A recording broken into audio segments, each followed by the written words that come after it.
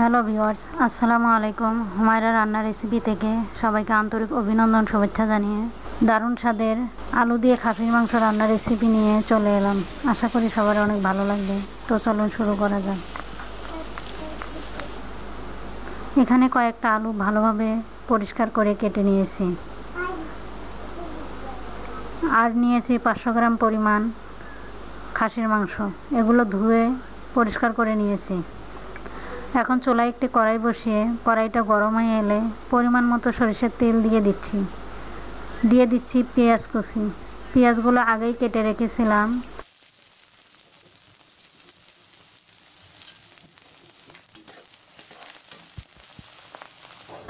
এখন কিছুক্ষণ ভেজে নিয়ে এরপর দিয়ে দিচ্ছি 1.5 চামচ আদা রসুন বাটা, 1 চামচ লাল মরিচের গুঁড়া, 1/2 চামচ হলুদের গুঁড়া, 1 চামচ ধনিয়ার গুঁড়া,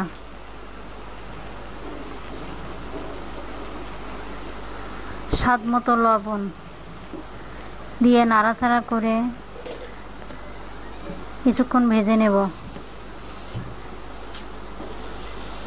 এরপর দিয়ে দিচ্ছি 1 চামচ গরম মশলা বাটা।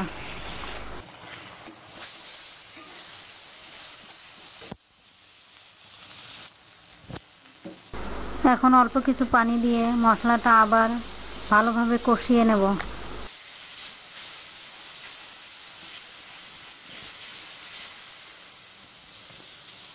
কষানো হয়ে গেছে, দেখুন তেলটা উপরে উঠে এসেছে।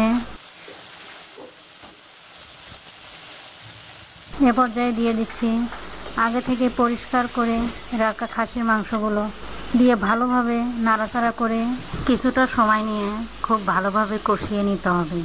এর ফলে খাসির মাংসের যে একটা গন্ধ থাকে সেটা থাকবে না, খেতেও বেশ সুস্বাদু লাগবে। কষানো হয়ে গেছে, এখন দিয়ে দিচ্ছি পরিমাণ মতো পানি। অনেক লোভনীয় রেসিপি, আর আমার দেখানো পদ্ধতিতে রান্না করে খেয়ে দেখবেন, দারুণ লাগবে। না খেলে বুঝতে পারবেন না এর স্বাদ কতটা হয়েছে। সেক্ষেত্রে আমার এই রেসিপিটা ফলো করতে পারেন।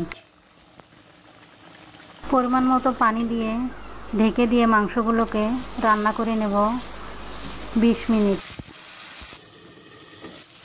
20 মিনিট পর ফিরে এলাম। এখন নাড়াচাড়া করে আবারও পানি দিয়ে দিলাম।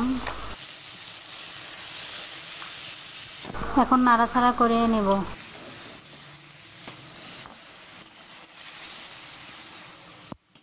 দেখুন বলক উঠে গেছে। এ পর্যায়ে দিয়ে দিচ্ছি আগে থেকে সিদ্ধ করে রাখা আলুগুলো।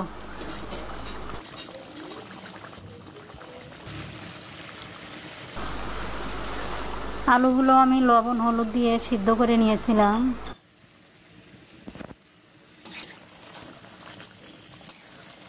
হয়ে গেল আমার ভীষণ মজার আলু দিয়ে খাসির মাংস রান্নার রেসিপি। যদি ভালো লাগে লাইক দিয়ে শেয়ার করবেন, কমেন্টস করবেন, সাবস্ক্রাইব করে বেল বাটন অন করে দিতে ভুলবেন না। ধন্যবাদ, ভালো থাকবেন।